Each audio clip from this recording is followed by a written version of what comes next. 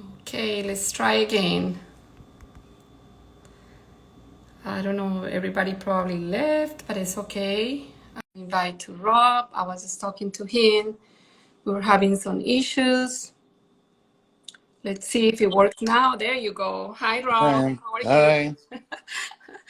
How are you? We're having some issues here, but it's okay. So, good evening, everybody. I'm sorry about the inconvenience. Everybody was like getting in, but I think maybe they thought that I wasn't going to have a live with you, but now it is. So whoever is signing in again will see this amazing live that with this um, amazing writer that I have is a guest today for my live. I'm so excited to have you here, Robert. Thank you so much for accepting the invitation.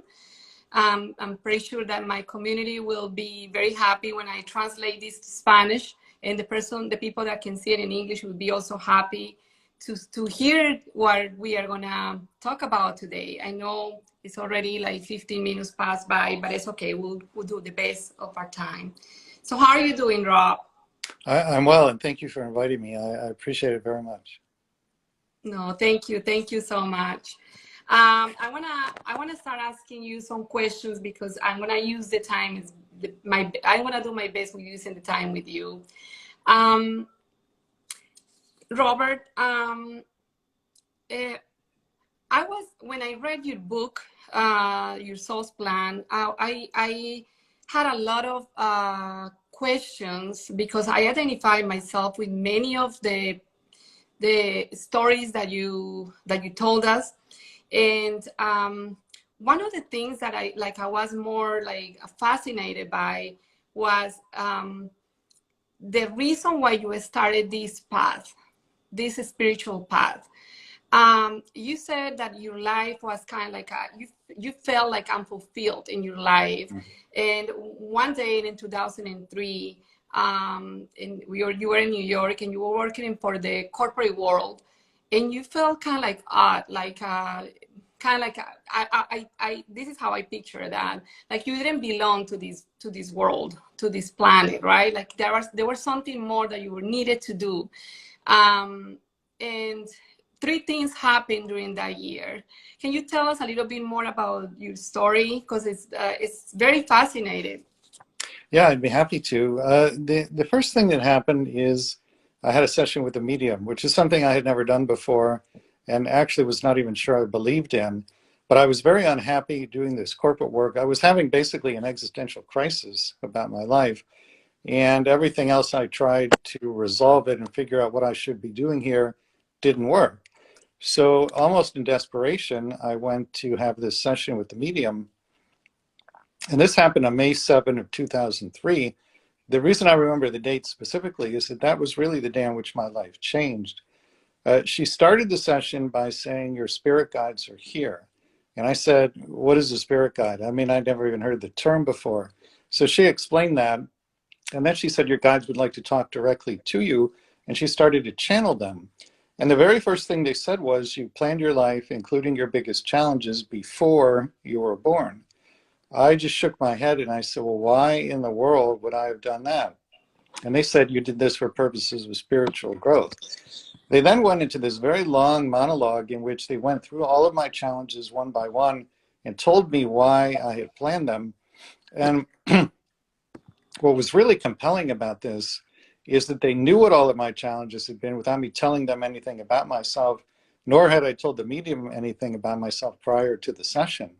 So, as you can imagine, if you're talking to beings who know literally everything about you without you telling them anything, that gives them a lot of credibility. So my mind was blown wide open by this conversation.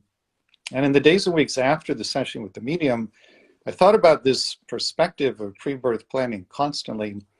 And the effect that it had on me was that it really created quite a deep healing because it allowed me to see for the first time deeper meaning to my biggest challenges. Then I thought, well, if this perspective can create this kind of healing for me, surely it can create a similar kind of healing for other people. And that was when I first started to think about writing a book on the subject. The second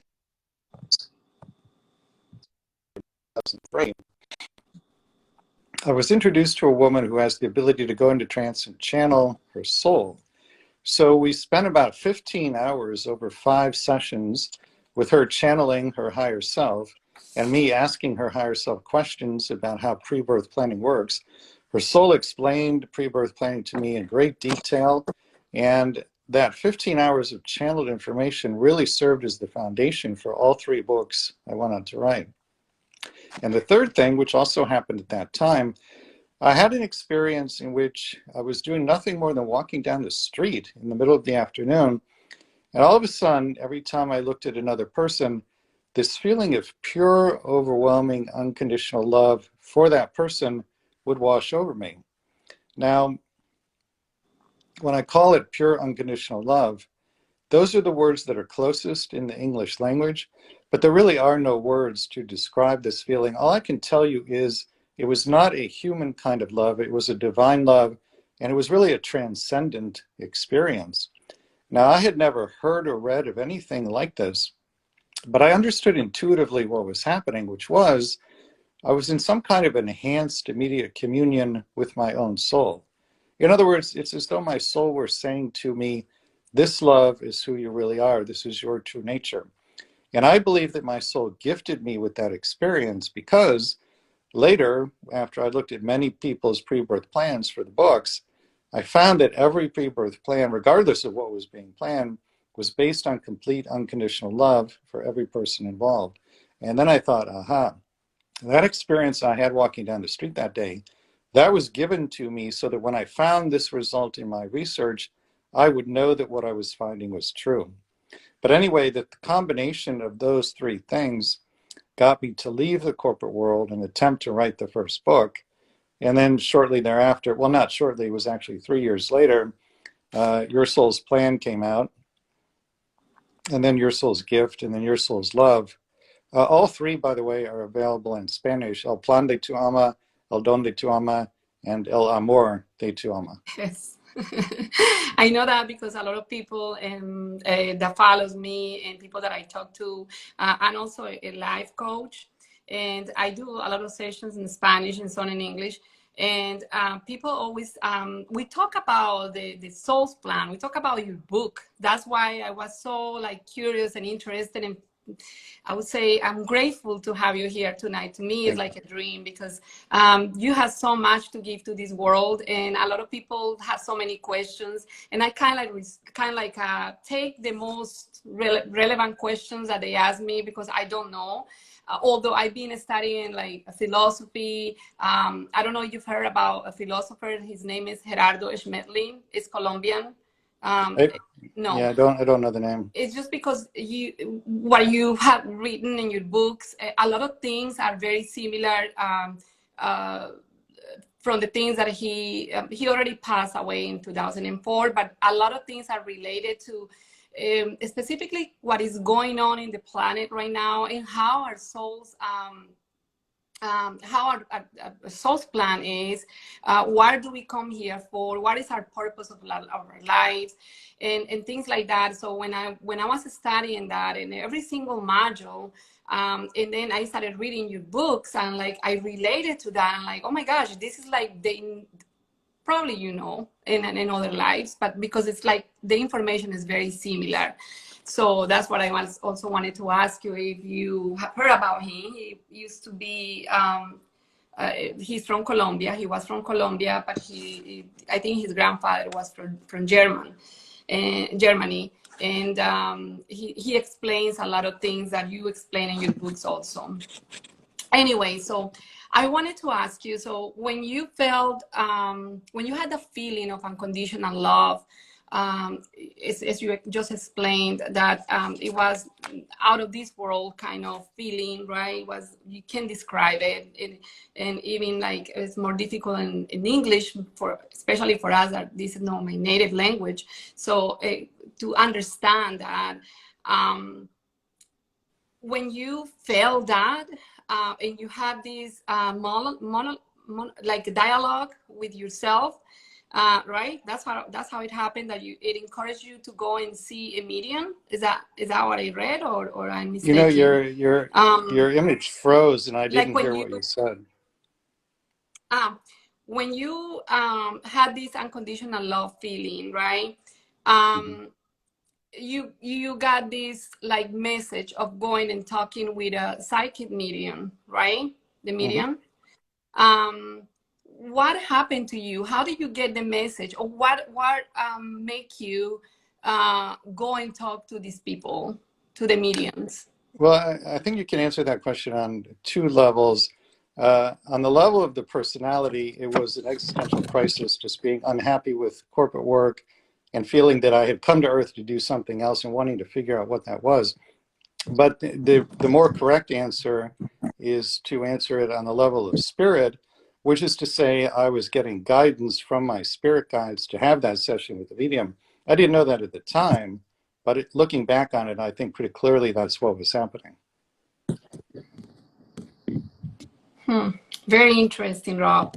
So you think that when we understand and work in our soul's plan, we can accelerate the process, so we don't need to stay living the same experiences along the period of time.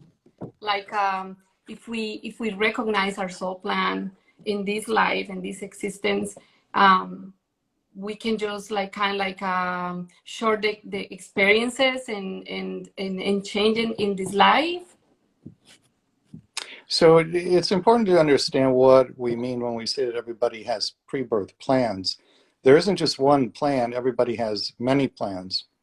And the plans vary by vibration or by frequency. So the higher vibrational plans, that's where most of the learning is done through love, peace, and joy, not so much through pain and suffering.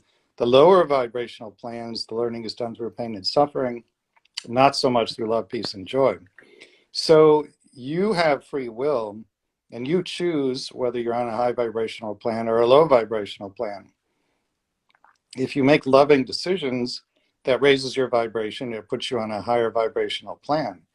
So the average person is making every day a combination of high vibrational and low vibrational decisions. And so they're living a plan that's somewhere in the middle of all the possibilities.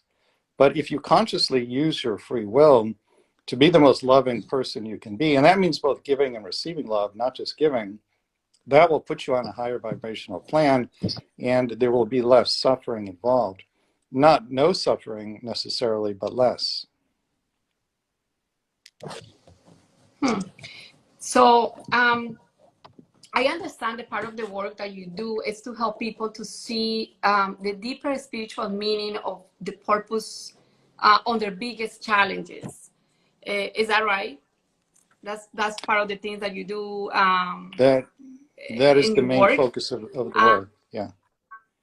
yeah. So how do you become more aware of, or how do we become more aware of our gifts to work in the challenges that the soul plans or that we have in our soul's plans and work more efficiently, utilizing the gifts that are given to us when we are born. The most powerful tool I have for people helping people to do that is a form of hypnosis called a between lives soul regression, or BLSR for short.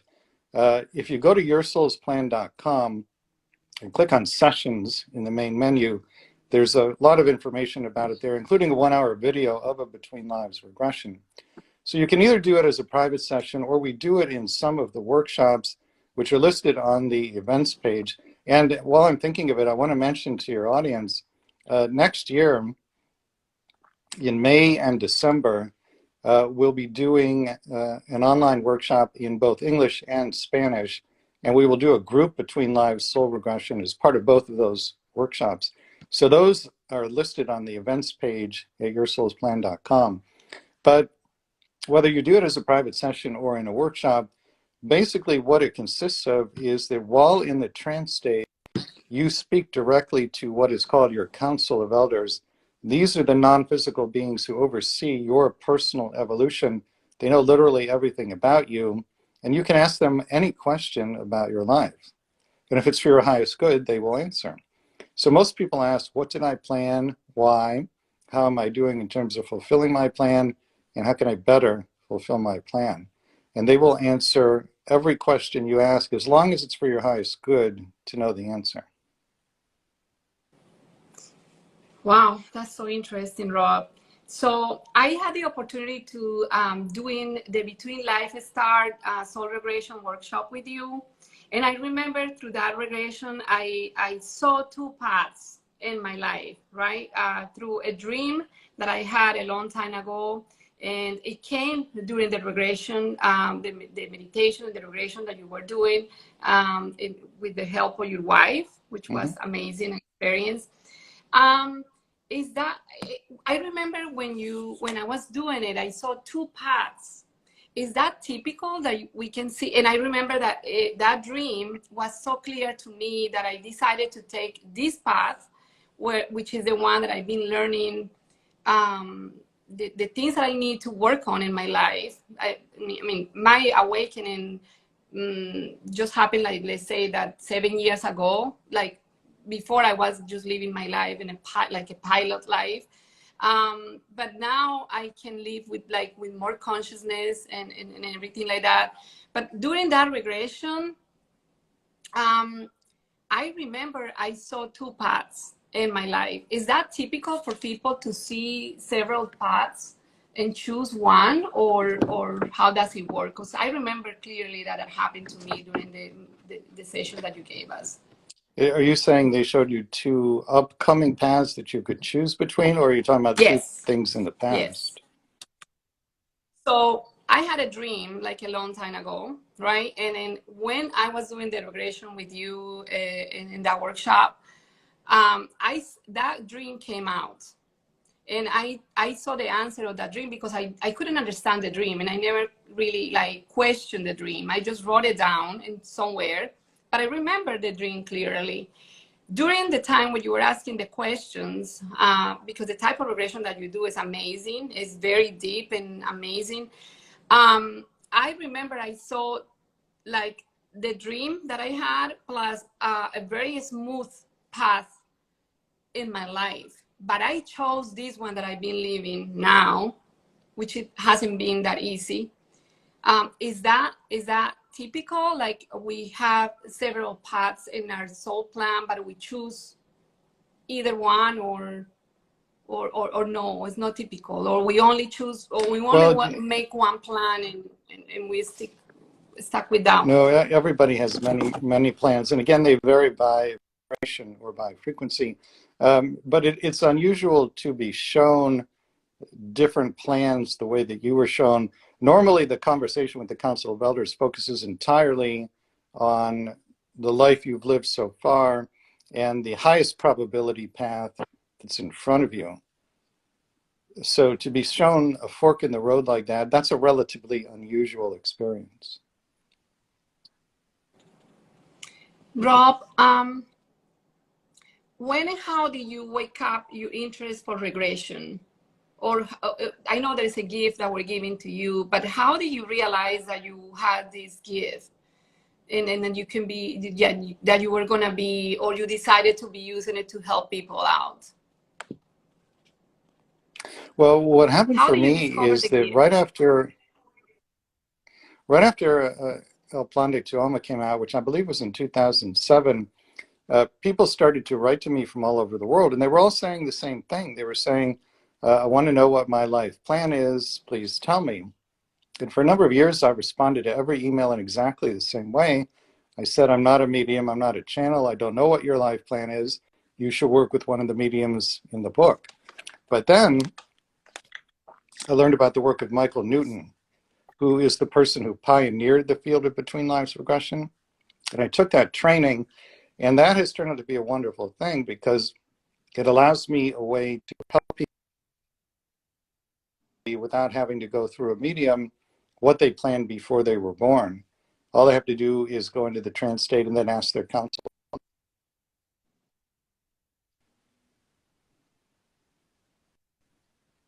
Cutting off. It's cutting off a little bit. I don't know what happened. I couldn't hear the last part you said.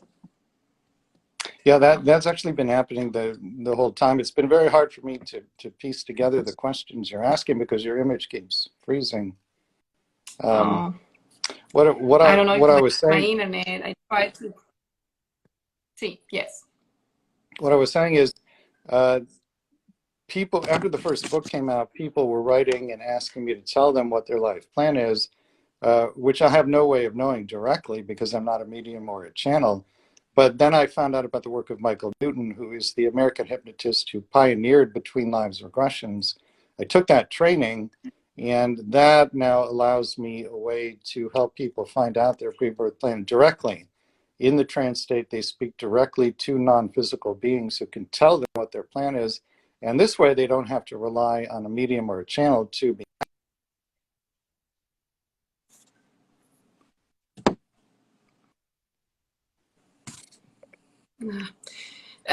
I also know that your wife, your sweet wife, she's very sweet, is also a channel, right? Mm-hmm. She's amazing. Robert, can you tell us a little bit about the second book that you wrote? I was reading it and I found very interesting that you talk about karma a little bit. It's like very interesting subjects in that book. I want to read it again. You talk also about your life, right? When you were a child. Would you mind sharing with us a little bit about it? Because I know this will help a lot of people. Sometimes we think that only bad things happen. What we see is bad things happen only to us or to certain people. I think this will help to understand, you know, or seeing you more like a real human, right? Like we Right. all, you know what I mean. Mm-hmm. Yeah, so I grew up in a home in which there was a tremendous amount of emotional abuse from my mother. There was also some physical abuse, but primarily emotional, which went on for a very long time, basically the first 16 years of my life. My mother has quite significant mental health issues. So this was an extremely difficult experience, as you can imagine. And really, it was the impetus for the work I do now, because, of course, I always ask the question, well, why did that happen? Why did I have to go through that? And I never really understood an answer to that question until I was in my 40s, had the spiritual awakening that I described to you earlier, and started to do research in the area of pre-birth planning. And then the pieces started to come together, and I understood, you know, some of this was balancing karma, but a lot of it was to provide me with the motivation to seek out the answers. Uh, there was a very personal search involved to understand the meaning of the suffering that I had gone through, and I turned that personal search into something that could be of service to other people. And that was the plan for my life, to take personal suffering and turn it into service to others. So this question that I'm going to ask you is kind of like continuation of your answer. You talk about the 28 virtues that we, in some way or another, we came to work on some of them, right? Is that correct? What I understood from your interviews when you said that we come here to work in either like compassion or tolerance or respect. Some or few of the 28 virtues that we that the divine virtues, right? Is that what you said? Yeah, so Can you tell us so a little bit more about that? Because I have people asking me about that. Where can we? No, just tell us about the virtues. That's important for now. so one of the mediums who with whom I work on the books, she goes into people's pre-birth planning sessions, and we can actually hear the conversations they had with their guides and with other souls when they plan their biggest challenges. And over a period of years, as I listened to many of those conversations, I noticed that a lot of the conversation when souls were planning big challenges revolved around a desire to cultivate certain qualities that are important to the soul. And I gave these qualities the name divine virtues. And over a period of years, I put together a list of the ones that came up the most often. There are now 28 on the list. It's things like unconditional love, patience, empathy, compassion, and so on. From a pre-birth planning perspective, people viewed their biggest challenges as providing both the opportunity and the motivation to cultivate the virtues. So this is one of the main reasons why everybody planned their biggest challenges. And in the online workshop, we actually go through an exercise in which you can figure out which virtues you're working on. And that is really valuable information to have, because that's the underlying purpose of the most difficult things that you go through. So I guess if people cannot have the workshop with you where we can work on that and find out which virtues we came here to work, we can just maybe do like a inner how can I say, just like start looking more deeply into ourselves and find out, or just start asking questions to ourselves to see why I'm living certain experiences. For example, I'm sure that I came here to learn the acceptance and respect and unconditional love. But just by reading through your books, I have found out so many answers to my questions. How can people that are not specifically in this path can realize, or can make easier this understanding of why they are living certain kind of experiences, and how they can start getting out of there, because sometimes it's really hard for people that they keep living the same experiences over and over, and like nothing works for me, like when I had the therapies or the coaching sessions with people, like, I keep working my whole life. I never have enough money, or my relationships never work. Although I know you talk about the relationships in the last book, which is really interesting also. I recommend people to read that book also. You said the three of them are in Spanish. But what tips can you give to people to start looking more deeply into themselves, to work on the virtues that they came here to work on? Well, the best way to do it, in my opinion, is to actually do the Divine Virtues exercise in one of the online workshops. It's not actually in any of the books. But if you're not going to take the workshop, then what you have to do is look at your challenges and ask yourself, what qualities have I cultivated in myself as a result of these challenges, or what challenges could I cultivate as a result of these challenges? And basically just make a list of every quality you can possibly think of, and then know that the average person is working on 2 or 3 in a lifetime. So you should be able to single out 2 or 3 out of the list that come up the most often as things you've already cultivated in response to challenges, or that you could cultivate in response to new challenges. Thank you, Rob. There is a question here in the chat, and it says, is there a way to do a regression by ourselves? Can we get to the elders in our own? You could. I think it's a lot easier if somebody else leads the regression, but certainly self-hypnosis is always possible. If you have a good induction, a good hypnotic script, what you could do is record yourself saying the induction and then play the recording to yourself. That would be one way of doing it. Thank you, Rob. I hope that answered the question that they had there. Rob, in the second book, Your Soul's Gift, I guess that was the second one, yes. You talk about karma. And how we can be free from karma if we understand, I would say, if we work in this life, the karma, or we understand karma. How does it work? Karma is basically a feeling of incompletion. So when an incarnation is over, you have a life review, you look at everything you did, and if you feel incomplete with any certain experience, that is the karma. So then you would plan to have a new lifetime in which you would have a similar experience. The example I like to use is if 2 people had a past life together in which one was ill and the other was the caregiver, they'll see that caregiving relationship portrayed in the life of you. And if they feel incomplete with it, then most likely they're going to trade places in the next lifetime. The caregiver will plan to have illness. The one who had illness will plan to be the caregiver. But it's basically just a feeling of incompletion. So that's when karma happens, Mm-hmm. when it's something that has been completed.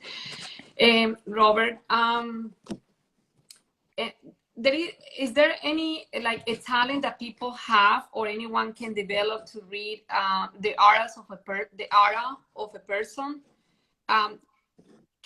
Can this tell anything about his or her soul plan if you are able to see it? Because I You know, see some you're people that said, "Oh, the aura of the person." Like there is actually machines that can. It froze. I it's was been asking you frozen. if there is any. Is it frozen? It's actually been frozen most of the time we've been talking. Yeah. I, um, I heard you, but I'm. It's probably my internet. Then it's been. I don't know why it's doing this. Never does this, but it's okay. It's perfect as it is. What can we do?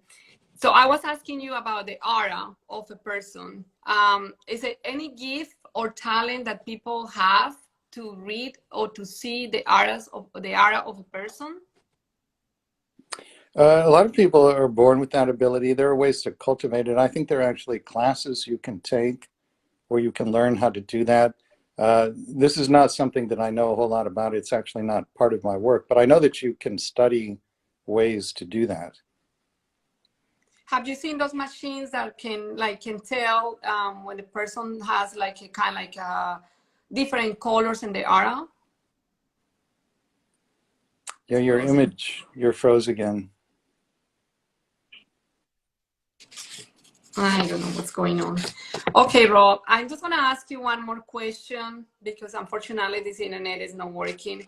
But this is a question that um, to me is very interesting because there are a lot of like many large um, changes occurring in the planet over the last several years, including changes in the climate, increases in tensions between countries and changes in the economy.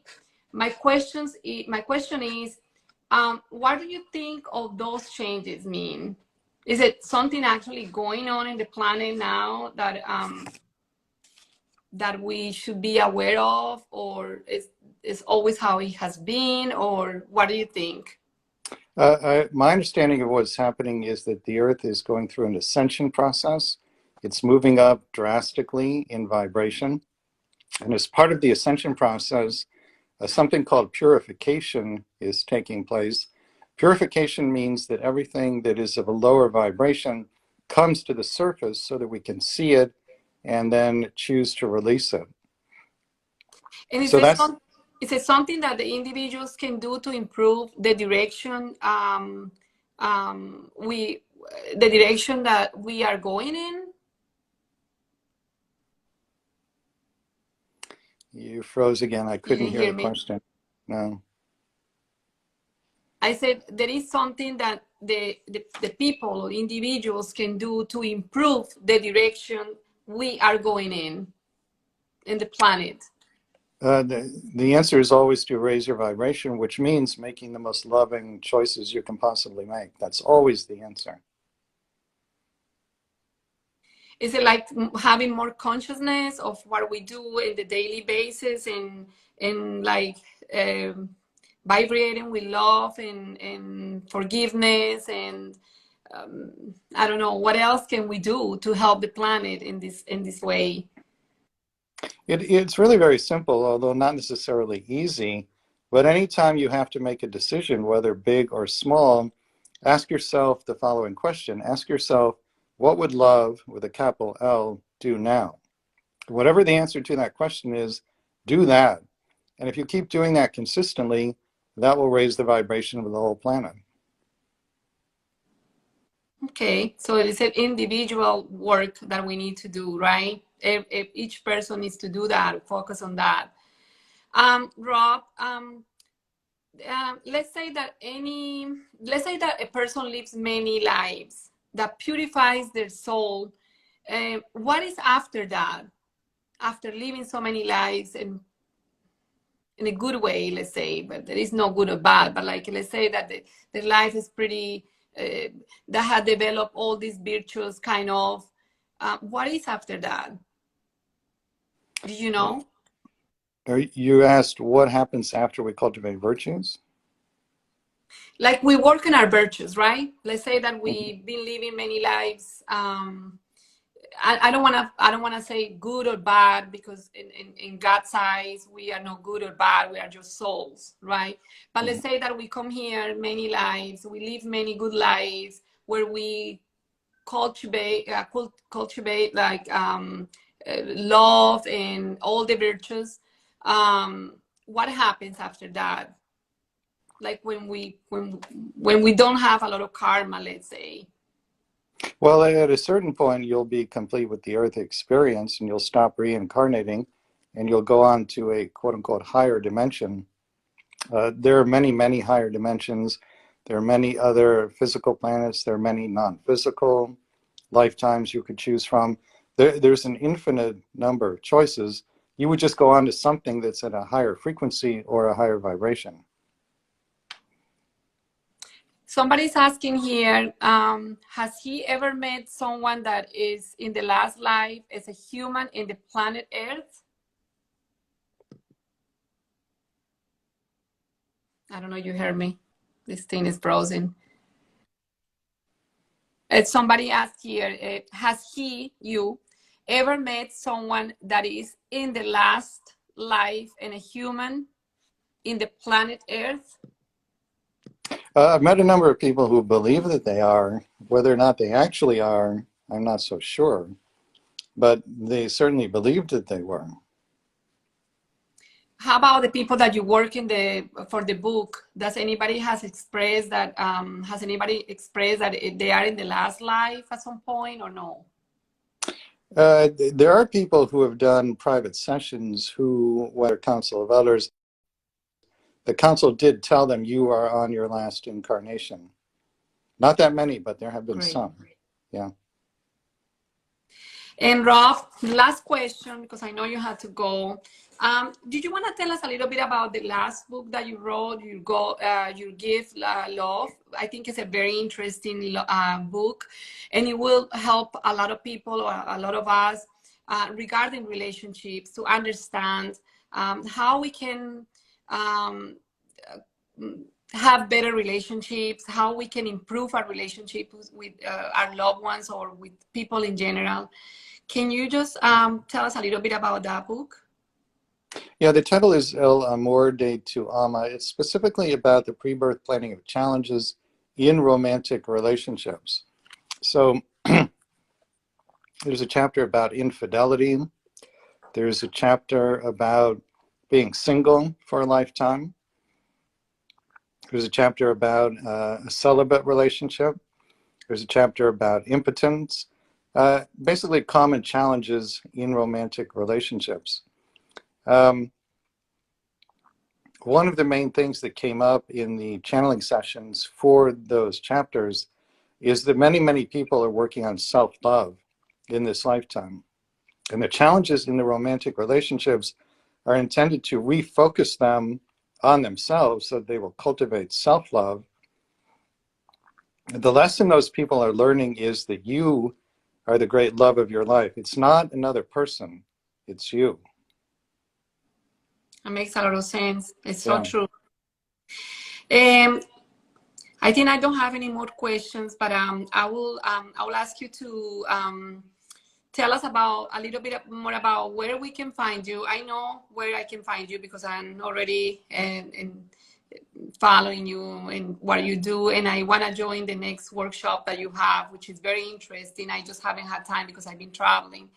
But I know you have several workshops, and you have some of them for December. Can you tell us a little bit about that? And that would be it for our live tonight. Yeah, sure. This Sunday, we have a workshop called Star Souls.